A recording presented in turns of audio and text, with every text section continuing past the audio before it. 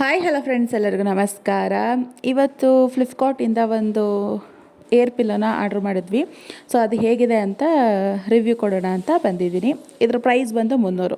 ಇವಾಗ ನಾವು ಆನ್ಲೈನಲ್ಲಿ ನಾವು ಏನೇ ಒಂದು ವಸ್ತುಗಳನ್ನು ಪ್ರಾಡಕ್ಟ್ಗಳನ್ನ ನಾವು ತಗೊಂಡ್ರೂ ಸಹ ನಾವು ಏನು ನೋಡಿ ತಗೋತೀವಿ ಅಂದರೆ ನಮಗೆ ಅದ್ರ ಕ್ವಾಲಿಟಿ ಗೊತ್ತಿರಲ್ಲ.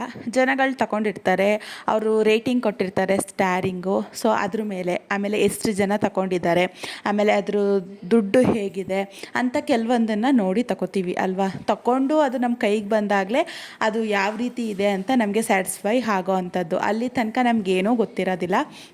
ಸೊ ಇದೂ ಹಾಗೆ ಆಯಿತು. ಈ ಏರ್ ಪಿಲ್ಲೋ ಬಂದು 300 ರೂಪಾಯಿ.